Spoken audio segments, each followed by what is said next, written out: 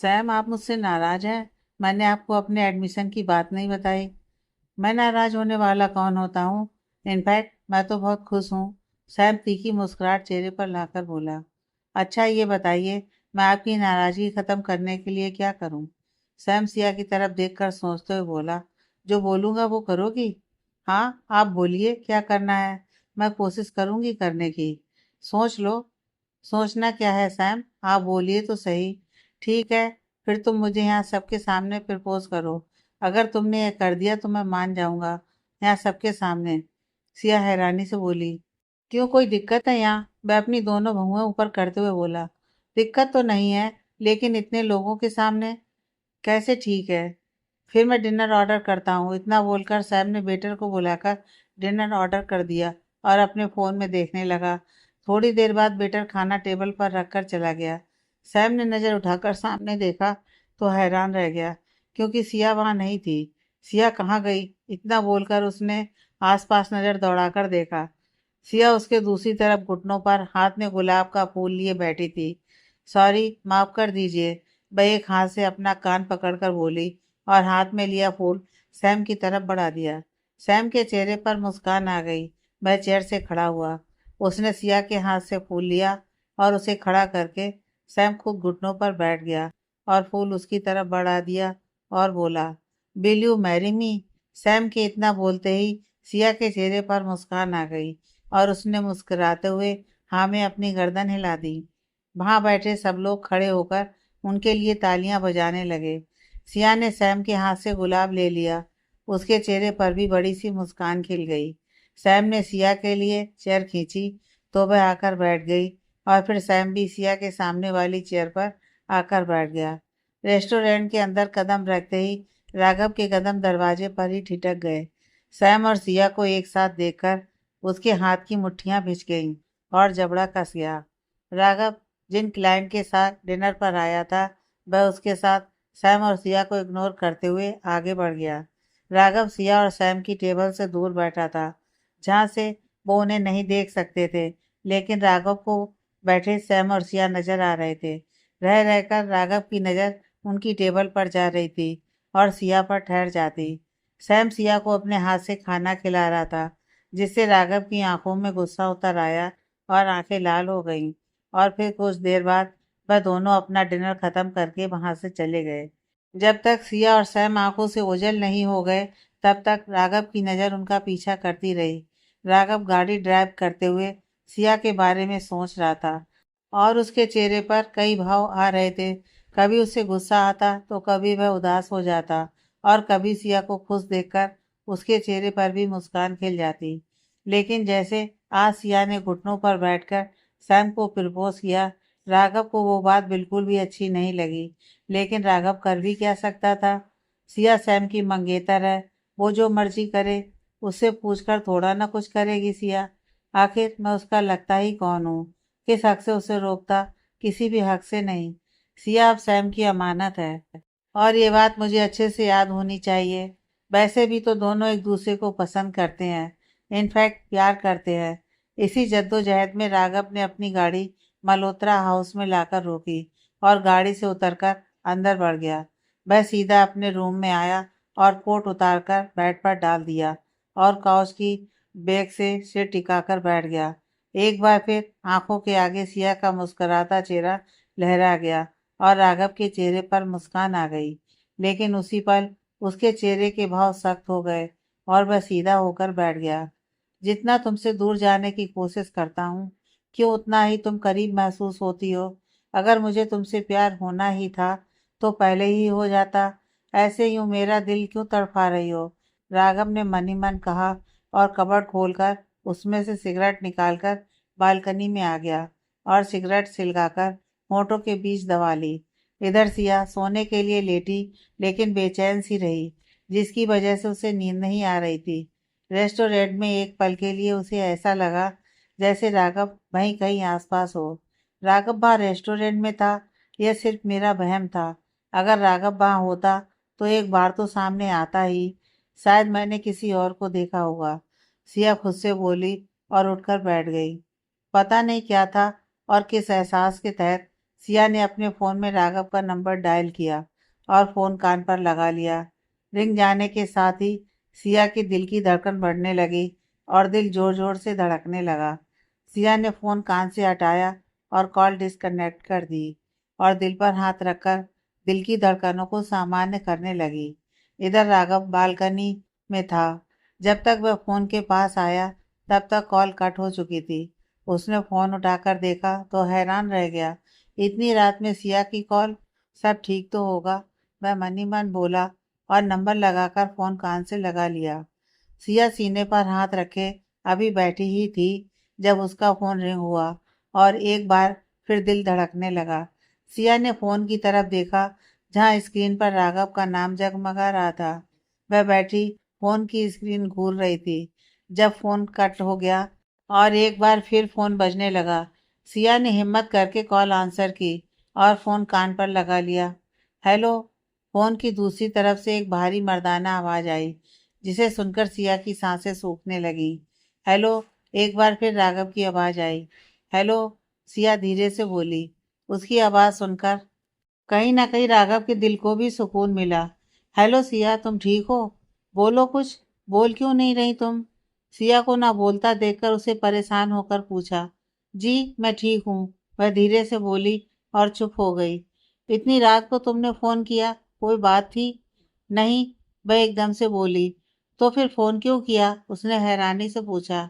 एक बात पूछनी थी। हाँ बोलो, क्या पूछना है? मैंने आपको आज एक रेस्टोरेंट में देखा था। क्या आप वहाँ थे? ओ गॉड! सिया को कैसे पता चला मैं रेस्टोरेंट में था? बोलिए। सिया राघव को चुप देखकर बोली। हाँ, इसका मतलब मुझे वहम नहीं हुआ, आप सच में उस रेस्टोरेंट में थे जहाँ मैं और सैम डिनर के लिए गए थे। हाँ, एक क्लाइंट के साथ मीटिंग थी, इसलिए डिनर के लिए गया था। तुम क्यों पूछ रही हो? मैं और सैम भी वहीं डिनर के लिए गए थे। ओह अच्छा, मैं नासमझी में बोला। यही पूछने के लिए तुमने फ़ोन किया था? हाँ, अब सुकून की नींद सो जाओ, बहुत रात हो गई है। Good night. Good night Siya. Siya ने जैसे ही कहा, राघव ने कॉल कट कर दी और फ़ोन हाथ में पकड़कर होठों से लगाकर बैठ गया। सिया ने रेस्टोरेंट में मुझे देखा था, इसलिए ही फ़ोन करके पता कर रही थी। क्या जो मैं उसके लिए फ़ील करता हूँ, वह भी मेरे लिए फ़ील करती है? अगर फ़ील करती है, तो कैसे पता करूँ? राघव बैठा सिया के बारे में सोच रहा था। तभी उसके दिमाग में कुछ आया, जिसे सोचते हुए उसके चेहरे पर मुस्कान आ गई। कल मुझे पता चल जाएगा तुम भी मेरे लिए कुछ फील करती हो या नहीं। सब कुछ साफ हो जाएगा। राघव मन ही मन बोला और वापस बालकनी में आकर खड़ा हो गया और एक बार फिर सिया के ख्यालों में खो गया। पागल हो गई थी। ऐसे इतनी रात में राघव को कॉल करने की क्या जरूरत थी? बिना सोचे समझे झट से उन्हें कॉल कर दी। अब क्या सोच रहे होंगे वो मेरे बारे में? कल कैसे उनका सामना करूंगी? अगर सामने से आकर राघव ने पूछ लिया तो क्या जवाब दूंगी, जब खुद मेरे पास इस बात का जवाब नहीं है? दिमाग घास चरने चला गया था, जो समझ नहीं आया क्या करने जा रही हूँ। भगवान कल राघव इस फोन कॉल के बारे में कुछ ना पूछे मुझसे, क्योंकि मुझे भी सच में नहीं पता मैंने क्यों फोन किया था। अब बस आपका ही सहारा है। सिया ऊपर सीलिंग की तरफ देखकर बोली और आंखें बंद करके सोने की कोशिश करने लगी। सिया ने सैम को मना लिया था और सैम भी बहुत खुश था। सिया ने इतने लोगों के सामने उसे प्रपोज जो किया था और फिर सैम ने शादी के लिए भी सिया को मना लिया, इसलिए वह भी बहुत खुश था। सिया और उसकी शादी हो जाएगी और सिया हमेशा के लिए उसकी हो जाएगी। इधर राघव के दिल में सिया के लिए प्यार का एहसास पनपने लगा था। आने वाले समय में क्या होगा क्या नहीं, यह कोई नहीं जानता था।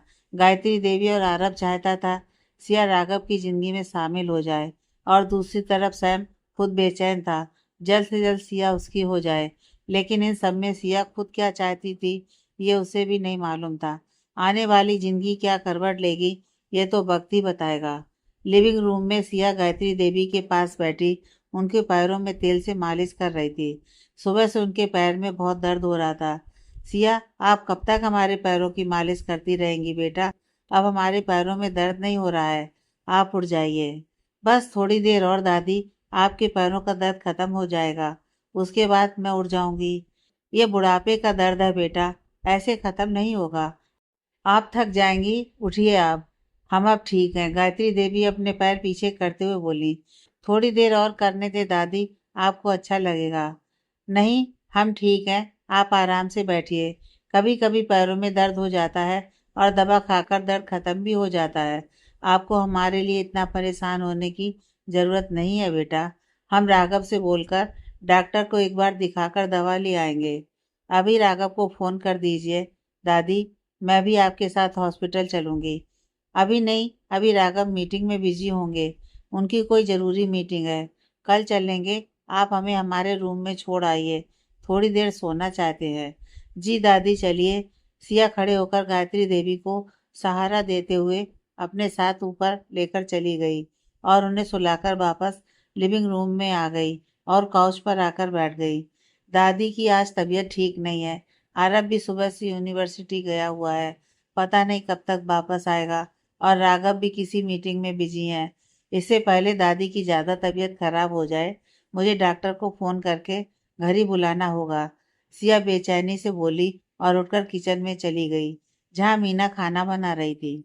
मीना, क्या तुम्हारे पास इस घर के फैमिली डॉक्टर का नंबर है? वह किचन में मीना के पास आकर बोली। हाँ दीदी, मेरे पास डॉक्टर का नंबर है। बहुत संभाल कर मैंने डॉक्टर का नंबर रख रखा है। क्यों, क्या हुआ? कुछ नहीं, दादी की थोड़ी तबीयत ठीक नहीं है, इसलिए डॉक्टर को फ़ोन करके घर आने के लिए बोलना था। आरव और राघव भी घर पर नहीं है। पता नहीं कब तक आएंगे। आप 2 मिनट रुकिए, मैं अभी लेकर आती हूँ। मीना गैस का फ्लेम कम करके बोली और अपने क्वार्टर से डॉक्टर का नंबर लेने चली गई। सिया भी परेशान सी लिविंग रूम में इधर उधर चक्कर काटने लगी। ये लीजिए दीदी, डॉक्टर साहब का नंबर। मीना थोड़ी देर बाद एक पर्ची सिया की तरफ बढ़ाते हुए बोली। सिया ने मीना के हाथ से पर्ची ली और डॉक्टर का नंबर मिलाने लगी। थोड़ी देर बाद डॉक्टर साहब आए और गायत्री देवी को देखकर जैसे ही जाने लगे, उसी वक्त वहां राघव की गाड़ी आकर रुकी। राघव गाड़ी से बाहर आया और अंदर की तरफ बढ़ गया, लेकिन डॉक्टर को देखकर उसके कदम वहीं रुक गए। वह परेशान होकर डॉक्टर के पास आया और आकर बोला, डॉक्टर साहब, क्या हुआ? सब ठीक है? आप यहाँ?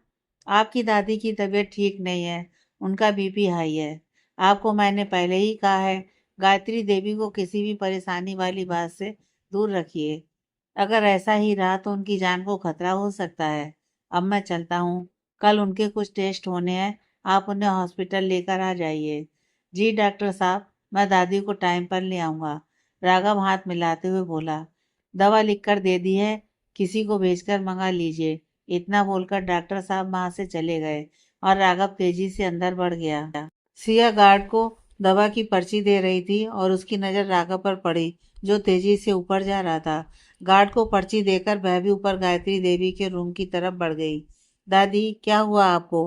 राघव बेचैनी से गायत्री देवी के पास पहुंचकर बोला। हम ठीक है राघव, आप खामखा परेशान हो रहे हैं।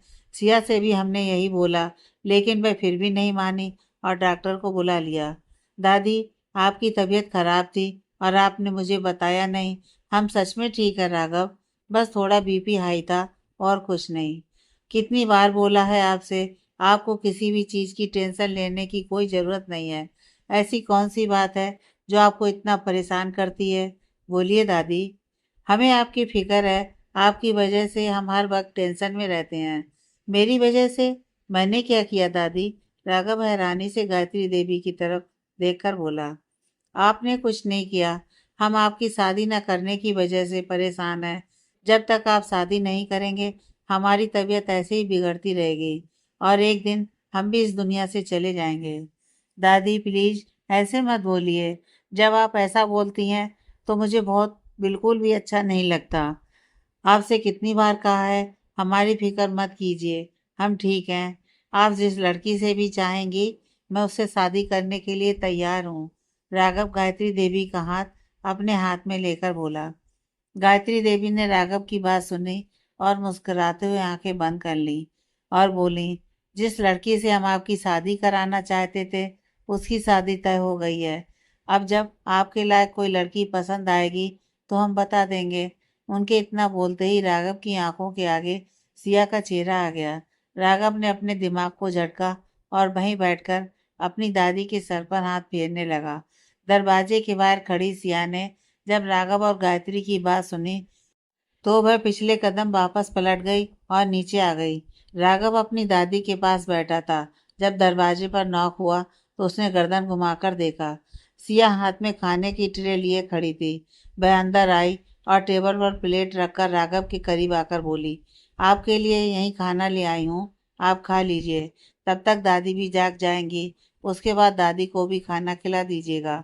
मुझे भूख नहीं है, तुम वापस ले जाओ।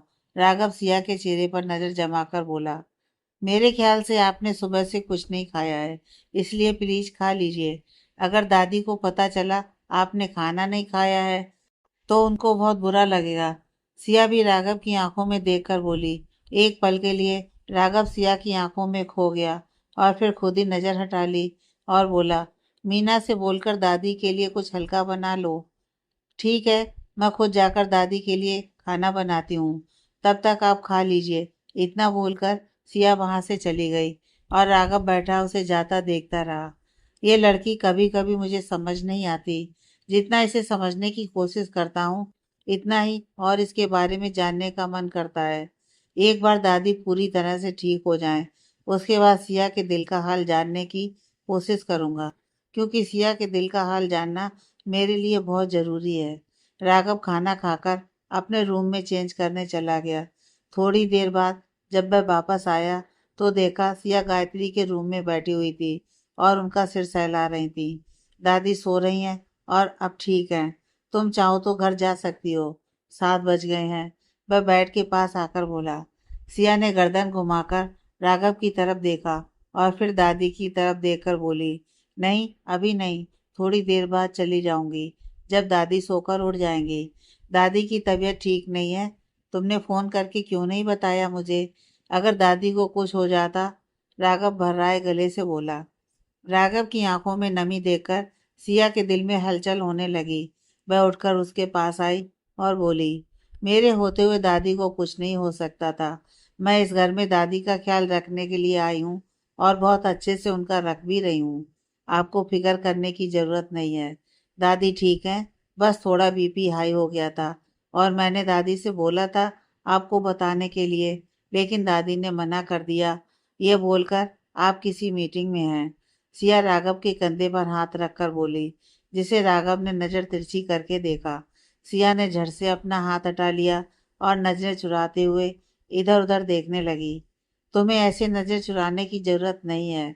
मुझे बुरा नहीं लगा, बल्कि अच्छा लगा जिस तरह से मुझे दिलासा दे रही थी।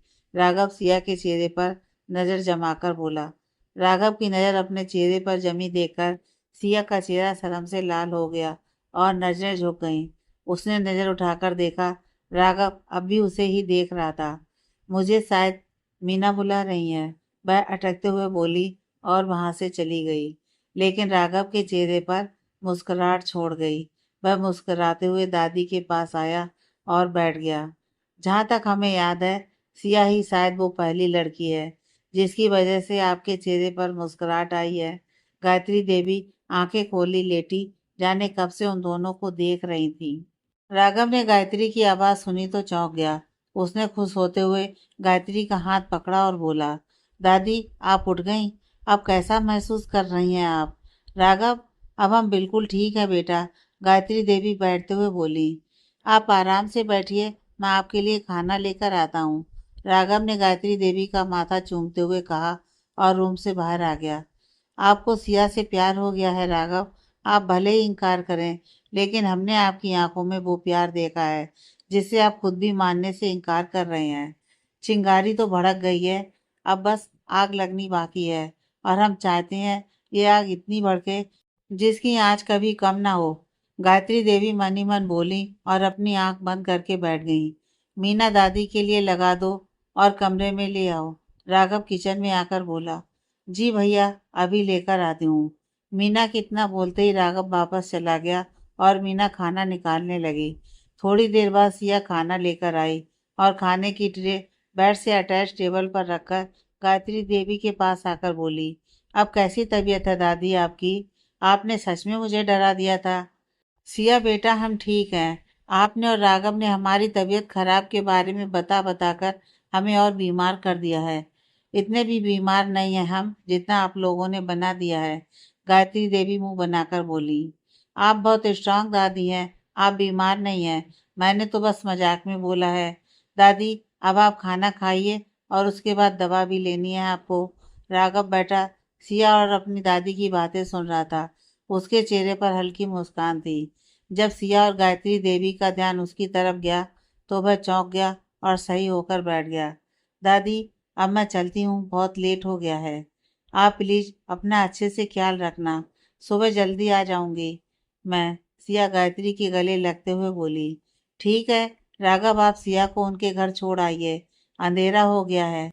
नहीं दादी, आपको इन्हें तकलीफ देने की कोई ज़रूरत नहीं है, मैं चली जाऊंगी।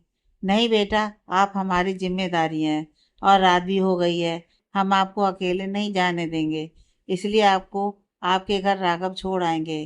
दादी, मैं सैम को कॉल करके बुला लेती हूँ, वो मुझे पिक कर लेंगे। सैम को तकलीफ देने की जरूरत नहीं है, मैं ही छोड़ आऊंगा तुम्हें। गाड़ी निकाल रहा हूँ, जल्दी आ जाओ। राघव खड़े होकर बोला और रूम से बाहर निकल गया। दादी, चलती हूँ मैं, आप अपना ख्याल रखना और दवा वक्त पर ले लेना। ठीक है बेटा, हम खा लेंगे, पहले आप जाइए तो सही। अगर जल्दी नीचे नहीं पहुंची तो राघव को तुम्हें डांटने का एक और मौका मिल जाएगा। मैं जाती हूँ, बाय दादी। सिया मुस्कुराकर बोली और फिर वहां से चली गई और गायत्री देवी के चेहरे पर मुस्कुराहट आ गई। सिया अपना बैग लेकर बाहर आई। राघव गाड़ी में बैठा उसका इंतजार कर रहा था। सिया ने गाड़ी का डोर खोला और बैठ गई। सिया के बैठने के बाद भी राघव ने गाड़ी स्टार्ट नहीं की और सामने देखता रहा। सिया हैरान से उसे ही देख रही थी। चलिए, सिया राघव की तरफ देखकर बोली। राघव ने एक नज़र सिया पर डाली और फिर उसकी तरफ अपना रुख करके उसकी तरफ झुक गया। राघव के अचानक से करीब आने से सिया की सांसें फूलने लगीं और दिल धक धक करने लगा। डर की वजह से सिया ने अपनी आंख बंद कर ली। राघव ने सिया के चेहरे पर नजर जमाते हुए सीट बेल्ट लगाया और उससे दूर होकर गाड़ी स्टार्ट करके आगे बढ़ा दी। सीट बेल्ट लगने और गाड़ी के स्टार्ट होने की आवाज़ जब सिया के कानों में पड़ी तब जाकर उसने अपनी आंखें खोली और राघव की तरफ देखा जो सामने देखकर गाड़ी ड्राइव कर रहा था। सिया ने एक नज़र राघव पर डाली और गाड़ी से बाहर देखने लगी। गाड़ी की विंडो खुलने की वजह से बाहर से ठंडी हवा के झोंके सिया के चेहरे को छूकर जा रहे थे, जिसकी वजह से सिया के चेहरे पर मुस्कान आ गई। राघव ने एक नज़र उस पर डाली और चेहरे पर हल्की मुस्कान लाकर गर्दन हिलाते हुए वापस से ड्राइव करने लगा। आह!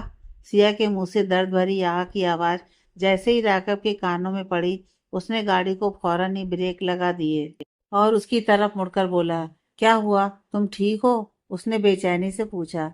सिया ने अपनी एक आंख पर हाथ रखा हुआ था और दूसरी आंख में नमी जमा हो गई थी। वो आंख में कुछ गिर गया है, वह रोते हुए बोली।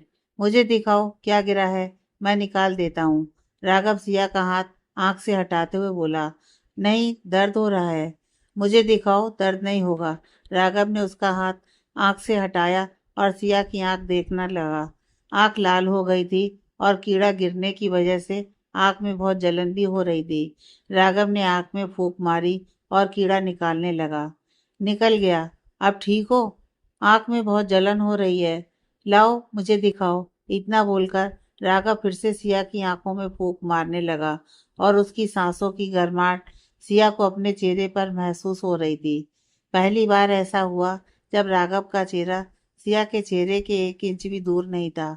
वह बिना पलके झपकाए राघव के चेहरे के एक एक नक्श को अपने दिल में उतार रही थी। फिर पता नहीं कभी उसे ऐसा मौका मिले या नहीं। राघव ने फूंक मारते हुए नजर उठाकर सिया पर डाली। वह एकटक उसे ही देख रही थी, न जाने किस एहसास के तहत। राघव ने सिया का चेहरा अपनी हथेलियों में भर लिया और जो आंख लाल हो रही थी उसे चूम लिया। सिया की आंखें बरबस ही बंद हो गईं। राघव ने इसी तरह सिया की दूसरी आंख पर भी अपने होंठ रख दिए और फिर राघव सिया के होंठों की तरफ झुकने लगा। उसे एहसास ही नहीं हुआ वह क्या करने जा रहा है।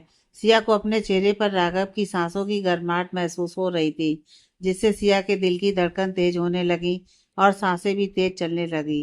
राघव जैसे ही पूरी तरह से सिया के चेहरे पर झुकता और उसके होंठों को चूमता, उसी वक्त पास से गुजर रही गाड़ी ने हॉर्न मारा, जिससे सिया ने झट से अपनी आंखें खोली। राघव का चेहरा अपने चेहरे के इतने पास देखकर वह हैरान रह गई। उसे एहसास ही नहीं हुआ वह क्या करने जा रही थी। सिया ने उसके हाथों को अपने चेहरे से हटाए और अपना रुख बाहर की तरफ कर लिया और आंखों में नमी जमा होने लगी। और फिर कुछ ही देर में सिया के गालों पर आंसू बहने लगे, जिन्हें उसने फौरन ही साफ कर लिए। राघव को अब कहीं जाकर अपनी गलती का एहसास हुआ। उसने गुस्से से गाड़ी के स्टीयरिंग पर हाथ मारा और गाड़ी से बाहर आ गया। ओ गॉड, ऐसी गलती कैसे कर सकता हूँ मैं? सिया के इतने करीब कैसे चला गया बिना उसकी इजाज़त के? पता नहीं मेरे बारे में क्या सोच रही होगी। क्यों अपनी फीलिंग पर कंट्रोल नहीं कर पाया मैं? राघव मन ही मन बोला और गाड़ी के टायर पर जोर से एक लात मार दी। गाड़ी में बैठी सिया की भी कुछ समझ में नहीं आ रहा था। राघव उसके इतने करीब कैसे आ सकता है? वह तो उससे नफरत करता है। फिर क्यों? सिया अपनी सोच में इतनी डूबी रही, उसे पता ही नहीं चला राघव कब आकर गाड़ी में बैठा और गाड़ी स्टार्ट करके कब आगे बढ़ा दी। वो मुझे तुमसे बात करनी है, राघव अटकते हुए बोला। राघव की आवाज़ जैसे ही कानों में पड़ी, सिया ने गर्दन घुमाकर उसकी तरफ देखा, मानो वह कह रही हो, बोलो जो भी बात बोलनी है। आई एम सॉरी, मुझे पता नहीं चला कैसे मैं तुम्हें किस। वह इतना ही बोल पाया जब सिया बोली, गाड़ी रोकिए, मेरा घर आ गया है। उसके इतना बोलते ही राघव ने गाड़ी को ब्रेक लगा दिए और उसकी तरफ अपना रुख किया। जब तक राघव कुछ बोल पाता तब तक सिया गाड़ी का डोर खोलकर बाहर निकल आई और अपने घर की तरफ बढ़ गई। राघव ने उसे जाता देखा तो उसके दांत गुस्से से भिज गए और हाथ की मुट्ठी बंद हो गई। राघव ने जोर से अपना हाथ स्टीयरिंग पर मारा और 2-3 लंबी लंबी सांसें लेकर गाड़ी स्टार्ट की और वहां से लेकर चला गया। राघव के वहां से जाने के बाद सिया दरवाजे की ओर से बाहर आई और जहां राघव की गाड़ी खड़ी थी उस जगह को देखने लगी और मन ही मन बोली, आपके दिल में क्या है यह मुझे समझ आ गया है, लेकिन अब कुछ नहीं हो सकता। मेरी सैम के साथ शादी होने जा रही है, इसलिए मुझे आपसे दूर रहना होगा। जो फीलिंग राघव के दिल में मेरे लिए धीरे धीरे आ रही है उन्हें ख़त्म करना होगा। यह सही नहीं है। कुछ ही दिन बाद मेरी शादी है। सिया अपने चेहरे पर बह रहे आंसू साफ करते हुए मन ही मन बोली और वापस चली गई। गाड़ी ड्राइव करते हुए बार बार राघव की आंखों के आगे वो सब आ रहा था जो उसने अभी अभी किया और खुद पर बहुत गुस्सा भी आ रहा था, जिसकी वजह से वह स्टीयरिंग पर अपना हाथ मार रहा था। एक लड़की के सामने मैं इतना कमज़ोर कैसे पड़ गया जो अपनी फीलिंग कंट्रोल नहीं कर पाया। सिया मेरे बारे में क्या सोच रही होगी? मैंने इतनी गिरी हुई हरकत क्यों और कैसे कर दी? अब उसका सामना कैसे करूँगा और उससे कैसे कहूँगा कि यह सब मैंने जानबूझकर नहीं किया है? कैसे भी करके सिया से इस सब के लिए माफ़ी मांगनी होगी। राघव खुद से बोला और गाड़ी की स्पीड बढ़ा दी। आ गई तुम? सिया ने जैसे ही कदम घर के अंदर रखा उसके इंतजार में बैठी जानकी जी ने पूछा। जी माँ, बहुत थक गई हूँ, सोना चाहती हूँ। वह थके कदमों से काउच पर बैठते हुए बोली, पहले खाना खा लो, उसके बाद सो जाना। तुम फ्रेश हो जाओ जाकर, मैं तुम्हारे लिए खाना गर्म करके लेकर आती हूँ। ठीक है माँ, सिया अपना बैग उठाते हुए बोली और अपने रूम की तरफ बढ़ गई। सिया चेंज करके नीचे आई और डाइनिंग टेबल की कुर्सी खींचकर बैठ गई। दिमाग अभी भी राघव में ही अटका हुआ था, जिसे सोचते हुए कभी उसके चेहरे पर मुस्कान आ जाती और कभी फिर से चेहरे के भाव बदल जाते। किचन से आती जानकी ने उसके चेहरे के हाव भाव देखे तो परेशान हो गई। ये लो तुम्हारा खाना, जल्दी से खा लो वरना ठंडा हो जाएगा। जी माँ, इतना बोलकर सिया ने खाने की ट्रे अपने पास की और खाना खाने लगी। क्या हुआ है, सब ठीक है ना सिया? जानकी के इतना बोलते ही सिया का हाथ मुंह तक जाते जाते रुक गया और वह हैरानी से उन्हें देखने लगी। हाँ माँ, सब ठीक है। क्यों, क्या हुआ? तुम मुझे परेशान दिखी बेटा, इसलिए पूछा। ऐसी बात नहीं है माँ, मैं परेशान नहीं हूँ, बल्कि उदास हूँ। दादी की तबीयत को लेकर। रोज़ रोज़ उनकी तबीयत खराब होने लगी है।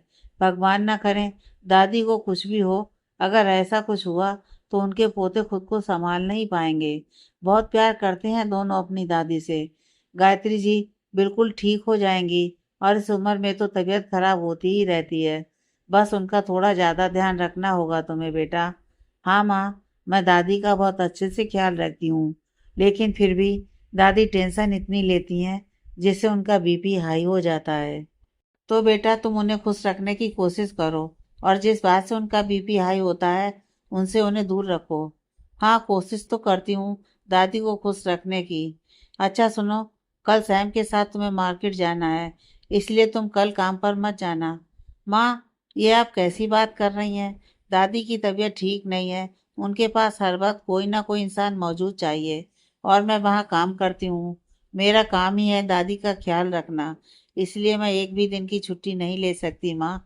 और आप सैम को बोल दीजिएगा कल दिन में नहीं, रात में मैं उनके साथ मार्केट चली जाऊंगी। ठीक है बेटा, मैं सुबह ही सैम को कॉल कर दूंगी। अब तुम खाना खाओ। जानकी सिया के सर पर प्यार से हाथ फेरते हुए बोली।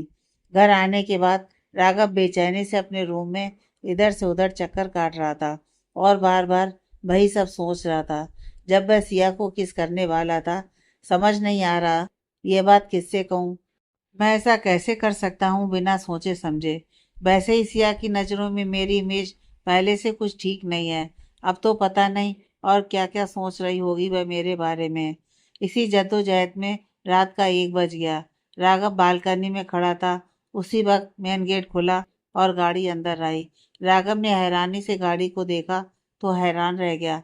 आरब की गाड़ी, ये इस वक्त कहाँ से आ रहा है? उसने हाथ में लिए मोबाइल फोन में टाइम देखा और नीचे की तरफ बढ़ गया। आरब गाड़ी पोर्च में खड़ी करके जैसे ही अंदर जाने के लिए पलटा तो हैरान रह गया।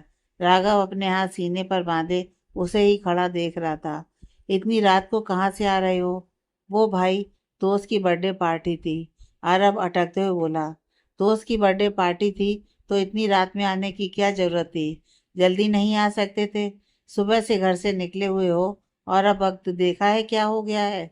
और तो और पूरा दिन आज दादी की तबीयत बहुत खराब रही है। कुछ खबर है तुम्हें?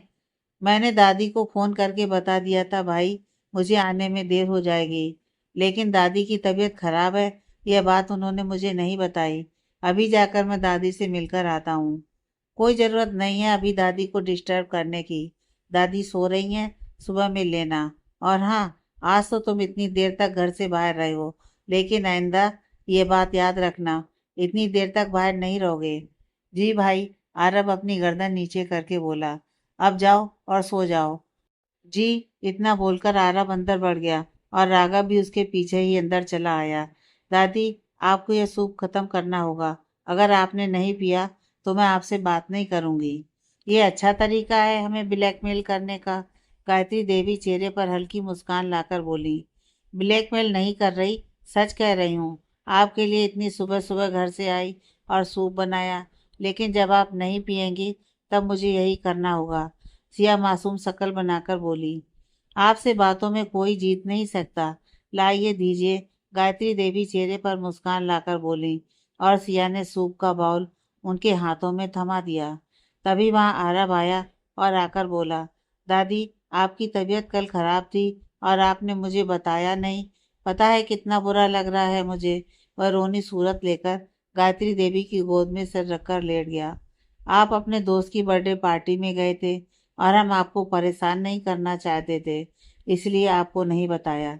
गायत्री देवी आरब का सर सहलाते हुए बोली। दोस्त की बर्थडे पार्टी जरूरी नहीं थी मेरे लिए आप जरूरी हो। रात जब घर आया, भाई से पता चला आपकी तबीयत के बारे में और बदले में भाई से डांट भी खानी पड़ी। किस बात के लिए? राघव ने आपको डांटा?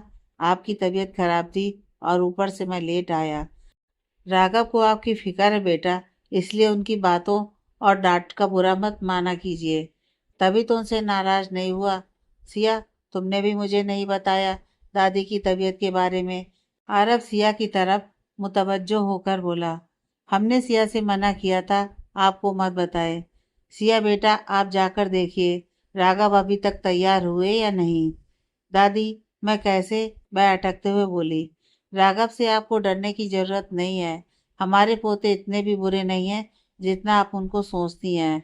हाँ, दिखने में तुम्हें रावण जरूर लगते हैं, लेकिन रावण है नहीं। दादी, ऐसी बात नहीं है। वो मैं राघव के कमरे में नहीं जा सकती। उन्होंने मुझे अपने रूम में जाने से मना किया है।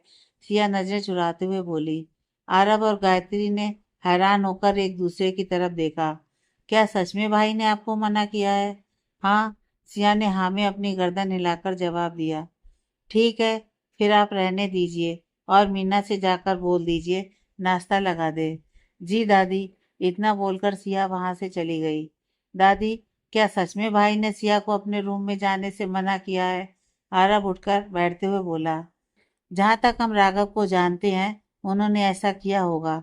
लेकिन दादी, आप उस दिन तो बता रही थी भाई और सिया एक दूसरे के गले लगे खड़े थे। फिर भाई ने ऐसा क्यों किया? कुछ समझ नहीं आया। समझ तो हमें भी कुछ नहीं आ रहा है।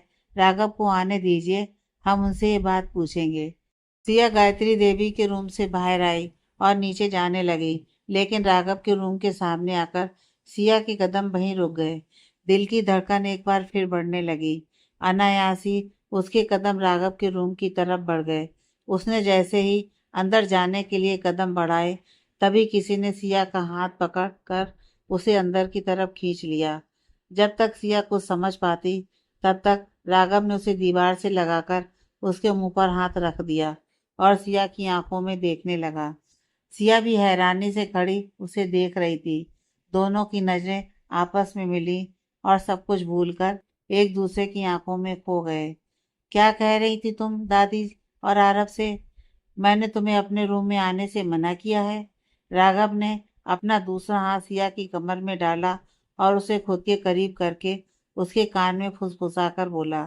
राघव की सांसों की गर्माहट सिया को अपने गाल और कान पर महसूस हो रही थी, जिससे सिया का कान लाल हो गया और गालों पर भी लाली उतर आई। बोलो, अब चुप क्यों हो? राघव उसे चुप देखकर बोला। सिया ने अपनी आंखों से राघव के हाथ पर इशारा किया, तो राघव ने फौरन ही सिया के मुंह से हाथ हटा लिया। उसके हाथ हटाते ही सिया ने घूरकर राघव की तरफ देखा और गुस्से में बोली, ये क्या हरकत थी?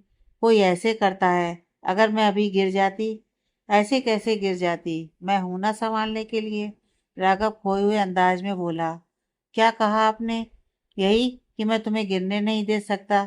अगर तुम गिरती भी तो मैं संभाल लेता। तुमने अंदर ये क्यों बोला मैंने तुम्हें अपने रूम में आने से मना किया है? शुरू में जब मैं पहली बार इस घर में आई थी, तब आपने मुझसे खुद कहा था मैं आपके रूम में कदम भी ना रखूं। वो पहले की बात थी, जब मैं तुम्हारी शक्ल तक नहीं देखना चाहता था और तुमसे नफरत करता था। सिया राघव की बात सुनकर पल भर के लिए उसकी आंखों में देखने लगी और बोली, पहले वाली बात थी? मतलब आज ऐसा क्या बदल गया? बोलिए, जो अब आपको मुझसे नफरत नहीं रही। मुझे भी मालूम नहीं है ऐसा क्या हो गया है। जिस लड़की से इतनी नफरत करता था, वो नफरत शायद प्यार। इतना बोलकर बाकी के बोल राघव के मुंह के अंदर ही रह गए, जिसे उसने अनजाने में ही बोल दिए। नफरत शायद प्यार, आगे भी बोलिए, क्या बोलना चाहते थे? सिया राघव की आंखों में देखते हुए बोली। कुछ नहीं, इतना बोलकर राघव सिया से दूर हुआ और पीछा फेर कर खड़ा हो गया। सिया ने एक नजर राघव की पीठ पर डाली और वहां से चली गई। उसके जाने के बाद राघव ने पलटकर सिया की तरफ देखा तो वह वहां नहीं थी। उसने बेड पर पड़ा अपना कोट उठाया और वहां से दादी के रूम की तरफ बढ़ गया।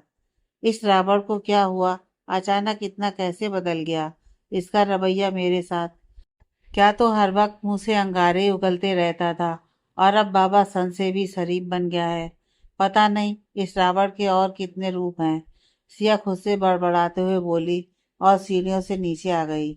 मीना, नाश्ता लगा दो जल्दी से, दादी और उनके पोते आ रहे हैं। जी दीदी, बस तैयार हो गया है, मीना पराठा तवे पर डालते हुए बोली। तुम एक काम करो, जाकर सारा नाश्ता टेबल पर लगा दो, पराठे मैं बना देती हूँ। सिया अपना दुपट्टा बांधते हुए बोली। ठीक है दीदी। इतना बोलकर मीना गैस के पास से हटकर सिंक में अपने हाथ धोने लगी और सिया पराठे बनाने लगी। मीना सिया को भी नाश्ता के लिए बुला लाओ। कहाँ है सिया? गायत्री देवी लिविंग रूम में नजर दौड़ाकर बोली। दीदी पराठे बना रही हैं, मैं अभी उनको बुलाकर लाती हूँ, मीना मुस्कुराते हुए बोली और सिया को बुलाने चली गई। हमें उम्मीद नहीं थी कि इतनी जल्दी सिया हमारे ख्याल के साथ साथ ये घर भी संभाल लेगी। इतनी कम उम्र में बहुत समझदारी वाली बात करती है और हमारा भी बहुत अच्छे से ख्याल रखती है। शायद ही कोई और लड़की हमें सिया जैसी ना मिलती। गायत्री देवी राघव की तरफ देखकर बोली, जो नाश्ता कर रहा था। दादी, सिया दीदी बोल रही हैं वो बाद में नाश्ता कर लेंगी, आप कर लीजिए। नाश्ता करते हुए राघव ने कनखियों से दादी की तरफ देखा, जो मीना से बात कर रही थी, और आरब भी आराम से बैठा नाश्ता कर रहा था। राघव अपनी चेयर से उठा और किचन की तरफ बढ़ गया। ये भाई नाश्ता बीच में छोड़कर किचन में क्यों गए हैं? आरब राघव को जाता देखकर दादी की तरफ देखकर बोला। हमें भी मालूम नहीं है, शायद सिया को नाश्ता के लिए बुलाने गए होंगे। दादी, मैं देख कर आऊं? नहीं, तुम चुप करके अपना नाश्ता करो, राघव भी आ जाएंगे, गायत्री देवी किचन की तरफ देखकर बोली। राघव किचन में आया और दरवाजे पर खड़ा होकर सिया को देखने लगा। वह सबसे बेखबर अपनी ही धुन में चेहरे पर मुस्कान लिए पराठे बना रही थी, और बालों का जो जूड़ा बना रखा था उसमें कुछ लटें निकलकर गालों पर झूल रही थी, जिन्हें वह फूंक मारकर पीछे करने की कोशिश कर रही थी। सिया को ऐसे खड़े देख राघव के चेहरे पर हल्की मुस्कुराहट आ गई। वह धीरे धीरे कदम बढ़ाते हुए सिया के पास आया और स्लेट से टेक लगाकर उसे निहारने लगा। पराठा बनाते हुए सिया को एहसास हुआ जैसे उसके बराबर साइड में कोई खड़ा है। उसने नज़र उठाकर देखा तो वह हैरान रह गई। राघव उससे थोड़ी दूर पर खड़ा उसे ही देख रहा था। आप यहाँ? सिया ने राघव की तरफ देखकर पूछा और पराठा बेलने लगी।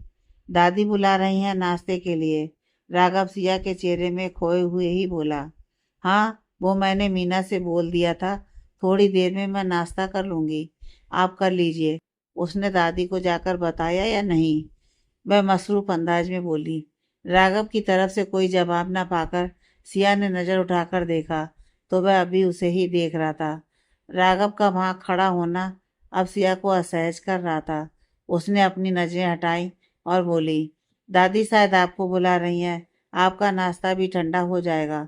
राघव ने 2 कदम सिया की तरफ बढ़ाए और उसे कंधों से पकड़कर उसका रुख अपनी तरफ किया। राघव के ठंडे हाथ जैसे ही सिया के कंधे पर गए, उसके पूरे जिस्म में हलचल होने लगी।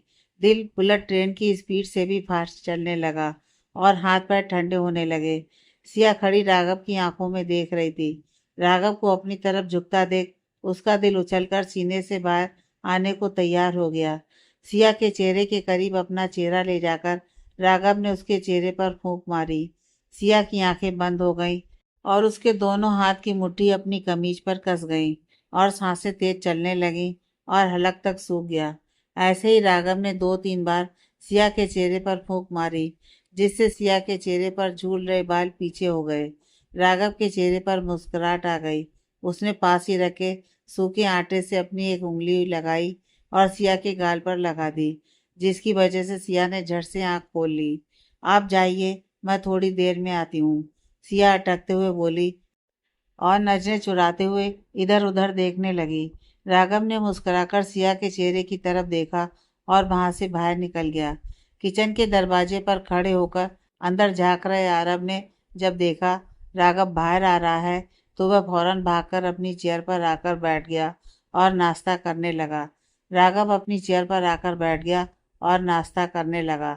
गायत्री देवी ने आरब की तरफ देखा, जो उनकी तरफ देखकर मुस्कुरा रहा था। थोड़ी देर बाद सिया आई और आरब के बराबर चेयर पर बैठ गई। उसने एक नज़र आरब पर डाली और अपनी प्लेट लगाने लगी। सिया बेटा, आपको इतना काम करने की ज़रूरत नहीं है, मीना है वो सारा काम कर लेगी। सुबह से आप किचन में ही घुसी हुई हैं, इतना भी काम नहीं किया है दादी मैंने। सिया चेहरे पर हल्की मुस्कान लाकर बोली। वो दादी, आज तो आपकी तबीयत भी ठीक है, तो क्या आज मैं जल्दी घर जा सकती हूँ? जरूर जा सकती हैं आप जल्दी घर। अब तो हम ठीक हैं, आपको हमारी फिक्र करने की ज़रूरत नहीं है। वैसे हम पूछ सकते हैं, आज आप जल्दी क्यों जाना चाहती हैं? सिया ने एक नज़र नाश्ता कर रहे राघव पर डाली और बोली, सैम के साथ शॉपिंग पर जाना है। सिया के इतना बोलते ही नाश्ता कर रहे राघव के हाथ रुक गए। उसने सिया की तरफ नज़र उठाकर देखा और फिर से नाश्ता करने लगा। ये तो अच्छी बात है, आप जाइए और सैम के साथ घूमिए और फिरिए। एक बात और आपको बतानी थी दादी। हाँ बोलिए बेटा, क्या बात बतानी है, हम सुन रहे हैं। सैम और मेरी शादी की तारीख रखी गई है। इस महीने की 22 तारीख निकली है। सिया के कहे गए शब्द जैसे ही राघव के कानों में पड़े, उसकी आंखें बड़ी हो गईं और हाथ से चम्मच छूटकर नीचे गिर गई। क्या हुआ भाई? आरब राघव की हालत समझते हुए बोला। कुछ नहीं, मेरा नाश्ता हो गया है और मुझे ऑफिस के लिए लेट हो गया है। वह खड़े होकर बोला और फौरन ही वहां से निकलकर बाहर आ गया। मुझे नहीं पता आपके दिल में क्या है, लेकिन आपके कदम जो हर रोज मेरी तरफ बढ़ रहे हैं, इन्हें रोकने के लिए मुझे यह बात अभी बतानी जरूरी थी, ताकि अब आप मेरे करीब ना आ सकें। राघव को जाता देखकर सिया मन ही मन बोली और नाश्ता करने लगी। दादी, सिया और सैम की शादी कुछ जल्दी ही नहीं हो रही है। अब सिर्फ और सिर्फ कुछ ही दिन रह गए हैं शादी में, और इन कुछ दिनों के अंदर हमें भाई के दिल में प्यार पूरी तरह जगाना होगा, और उसकी शुरुआत होगी इस वीडियो से। आरब ने अपने पॉकेट से मोबाइल निकाला और थोड़ी देर पहले उसने जो वीडियो किचन के बाहर खड़े होकर बनाई थी, राघव के नंबर पर सेंड कर दी। हमें भी दिखाएं कैसी वीडियो बनाई है आपने। जी दादी, इतना बोलकर आरब ने दादी के हाथ में मोबाइल फोन पकड़ा दिया। वीडियो देखकर गायत्री के चेहरे पर मुस्कान आ गई। ये आपने कब बनाई आरब? ये तो बहुत अच्छी वीडियो लग रही है, और दोनों एक साथ भी बहुत अच्छे लग रहे हैं। थोड़ी देर पहले जब मैं भाई को किचन से बुलाने गया था, तभी मैंने चुपके से वीडियो बना ली थी। भाई को तो सेंड कर दी है। अब बस ये देखना है इस वीडियो को देखकर भाई का क्या रिएक्शन होता है। राघव गाड़ी में बैठा बाहर देख रहा था, और गाड़ी अपनी रफ्तार से आगे बढ़ रही थी। उसके मोबाइल की मैसेज टोन बजी, जिसने राघव का ध्यान अपनी तरफ खींचा। राघव ने फोन उठाकर देखा। आरब के नंबर से कोई वीडियो थी जो अभी तक ओपन नहीं हुई थी। वीडियो जैसे ही ओपन हुई, राघव की आंखें हैरानी से बड़ी हो गईं और वह नजरें जमाए वीडियो देखने लगा। वीडियो के चलते ही राघव के चेहरे पर हल्की मुस्कान आ गई। सिया संग खुद को खड़ा देखकर उसके अंदर कहीं एक सुकून सा उतरा। लेकिन उसी वक्त राघव की याद सिया की शादी की तारीख आई, जिससे उसके चेहरे के भाव बदल गए। राघव ने मोबाइल बंद किया और उसे गुस्से से मुट्ठी में भींच लिया। आंखों में गुस्से से लाली उतर आई और जबड़े कस गए। तुम सिर्फ मेरी हो सिया, मेरे अलावा और किसी की जिंदगी में तुम कभी शामिल नहीं हो सकती। शादी तो तुम्हारी होगी, लेकिन सैम से नहीं, राघव मन ही मन बोला और फिर से गाड़ी के बाहर देखने लगा। सिया मल्होत्रा हाउस से बाहर आई, जहां सैम गाड़ी से टेक लगाए उसी का इंतजार कर रहा था। सिया को आता देख उसके चेहरे पर मुस्कुराहट आ गई। हाय, कैसी हो तुम? मैं ठीक हूँ, आप कैसे हैं? मैं भी ठीक हूँ। चलें? हाँ, सिया ने गर्दन हिलाकर जवाब दिया, तो सैम ने उसके लिए गाड़ी का दरवाजा खोल दिया। सिया गाड़ी में आकर बैठ गई और फिर सैम भी ड्राइविंग सीट पर बैठ गया और गाड़ी स्टार्ट करके आगे बढ़ा दी। मॉम ने बोला है तुम्हारी पसंद का शादी का जोड़ा लेना है, जो तुम्हें पसंद हो, और उसके साथ मैचिंग ज्वेलरी भी। तो क्या तुम तैयार हो अपना शादी का जोड़ा पसंद करने के लिए? सैम चेहरे पर मुस्कान लाकर बोला। सैम, मुझे ये सब बहुत जल्दी लग रहा है। इतनी जल्दी शादी कैसे? सिया उदास होकर बोली। सिया के इतना बोलते ही सैम ने गाड़ी को ब्रेक लगाए और अपना रुख उसकी तरफ करके सिया का चेहरा अपनी हथेलियों में भर लिया और बोला, सिया बाबू, जल्दी कहाँ है? इतना वक्त तो हो गया है, और जब शादी होनी है तो देर किस बात की? तुम भी शादी के लिए राजी हो और मैं भी। फिर तुम इतनी टेंशन क्यों ले रही हो? तुम्हें पता है हम दोनों की कुछ ही दिनों में शादी होने वाली है, और हमने अब तक एक किस तक नहीं किया। लोगों की सगाई हो जाती है और उनके बीच शादी वाला रिश्ता शादी से पहले ही बन जाता है। इसलिए मैं चाहता हूँ कि हम एक किस तो कर ही सकते हैं। सैम सिया की आंखों में देखकर बोला। ये आप क्या बोल रहे हैं सैम? सिया हैरानी से सैम की बात सुनकर बोली। इसमें इतना हैरान होने वाली क्या बात है? यह तो सब नॉर्मल है बाबू। सैम, आपके लिए ये सब नॉर्मल होगा शादी से पहले, लेकिन मेरे लिए ये सब कुछ नॉर्मल नहीं है। सिया गुस्से से सैम के हाथ अपने चेहरे से हटाते हुए बोली और गाड़ी से बाहर देखने लगी। गुस्से से सैम ने गाड़ी के स्टीयरिंग पर हाथ मारा और गाड़ी स्टार्ट कर ली। समझ नहीं आता आखिर तुम्हारी प्रॉब्लम क्या है? ये मत करो, वो मत करो, शादी से पहले ऐसा नहीं करते, वैसा नहीं करते। यार हद है, इतना भी मिडिल क्लास होना जरूरी नहीं है। एक किससे क्या हो जाएगा। लेकिन पता नहीं तुम्हारे दिमाग में हर वक्त क्या चलता रहता है। कभी कभी सोचता हूँ तो ऐसा लगता है मैंने गलत कर दिया तुमसे शादी का फैसला लेकर। सैम गाड़ी रोकिए, सिया भर्राए गले से बोली। अब क्या हुआ? वह गुस्से में बोला। कुछ नहीं हुआ, मैंने कहा गाड़ी रोकी है। सैम ने जैसे ही गाड़ी रोकी, सिया ने अपना सीट बेल्ट खोला और चेहरे पर आए आंसू साफ करते हुए बोली, मुझे नहीं लगता अभी आपके साथ शॉपिंग पर जाना चाहिए। जब आपका दिमाग सही हो जाए तो बता देना। इतना बोलकर सिया एक पल गंवाए बिना ही गाड़ी से बाहर आ गई। सैम ने गुस्से से एक नज़र सिया पर डाली और गाड़ी आगे बढ़ा ले गया। आगे की कहानी नेक्स्ट पार्ट में।